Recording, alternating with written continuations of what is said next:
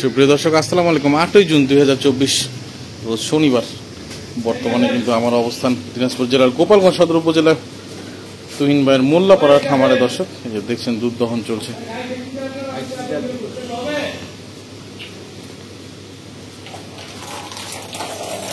তুহিন ভাইকে দেখছি ওইদিকে ডাকাডাকি শুরু করেছে। আসসালামু আলাইকুম। কাকে ডাকতেছেন? ডাকতেছি না, ওরা ওই গরুটা লিখে তো না। আচ্ছা, ওরা দুয়াইছে অবশ্য। ও আচ্ছা, মানে আমি একটা জিনিস আশ্চর্য হয়ে যাচ্ছি। কি জিনিস?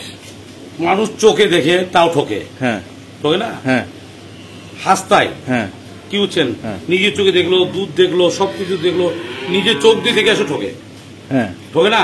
ঠকে তো। কানা লোক কি ভাবে, মানে কানা, মানে লোকটা অন্ধ। হ্যাঁ, কথা বুঝছেন, আল্লাহ তাআলা যার কারণ না করে অন্ধ লোক কি ভাবে গরু দুয়াই, গরু কিনলো। আচ্ছা, দুধ আজ 3 দিন ধরে দুধ দেখে গরু কিনতেছে। আচ্ছা, এই জিনিসটা আপনারা ওনার সামনে, মানে সামনে দেখবেন।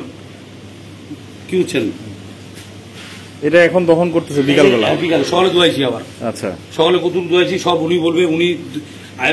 উনি প্রথমে দেখছিল, কালকে উনি নিজে ধোয়াইছিল সকালে, আচ্ছা, বিকালে। আচ্ছা, তারপর সকালে আবার নিজে দুধ দেখলো। আচ্ছা।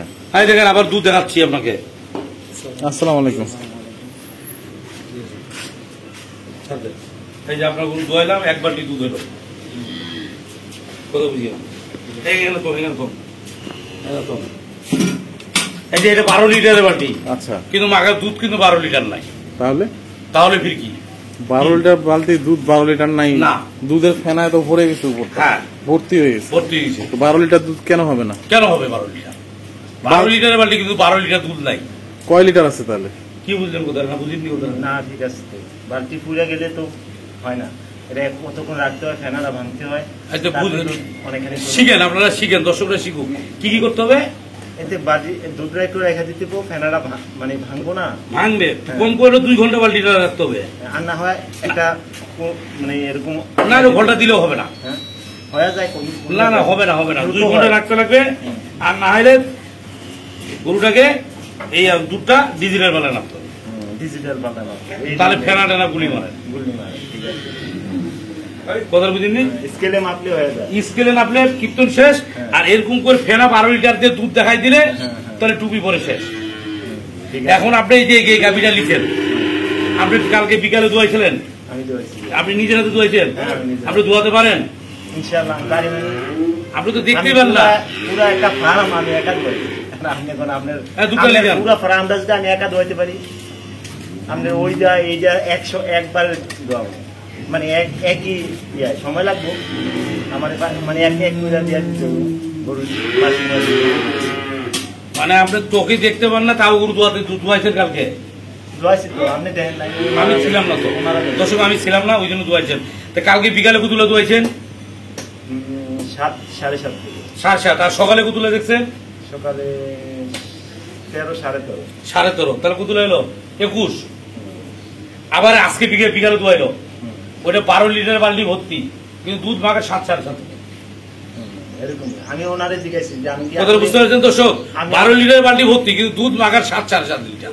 আমি ওই আপনার 5 লিটার আপ ডাউন হয়ে যায়। আপনার যে দুধ দোয়ায় ওনারে জিজ্ঞাসি আমি কি কম দোয়াইছি, না আমাদের সমানে দোয়াইছে। এখন গরুটা আপনি কি কি দেখলেন, কি ভাবে দেখে গরুটা আপনি কিনলেন, এটা এখন আপনি একটু হাসপাই দেখে বলেন।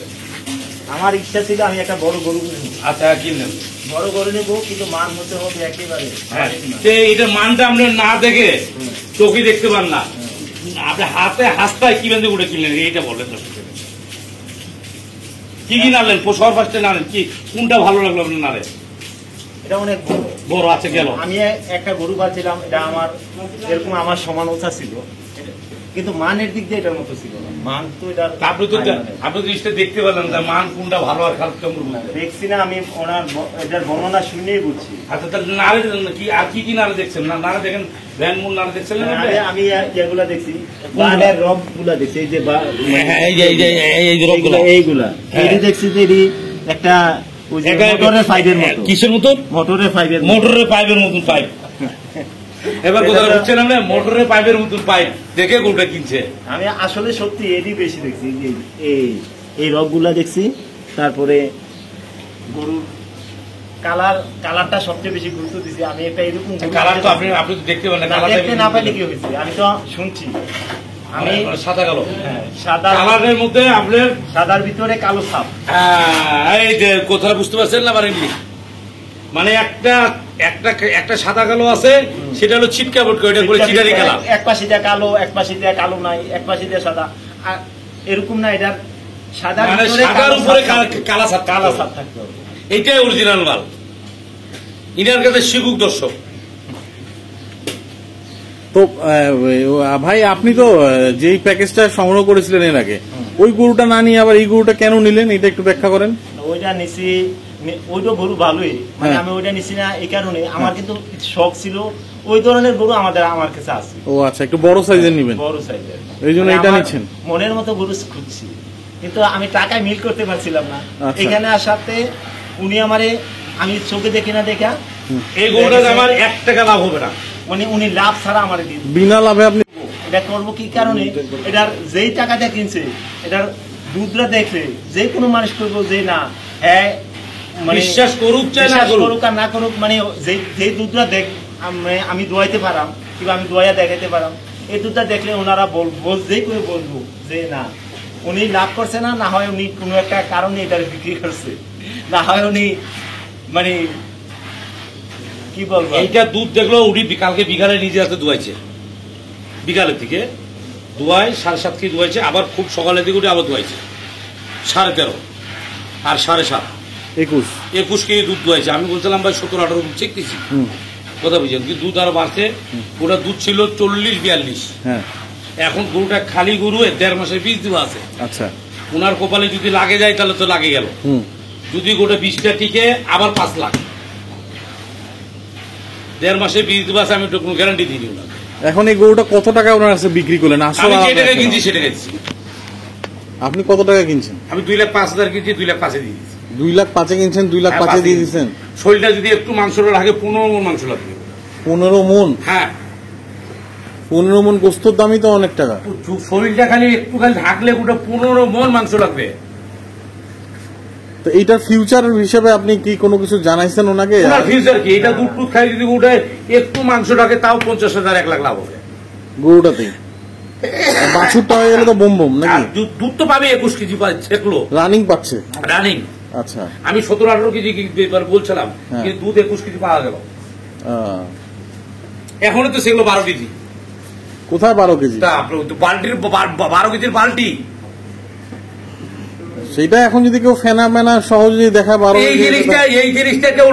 এই জিনিসটা দর্শকরা বুঝে না কেন?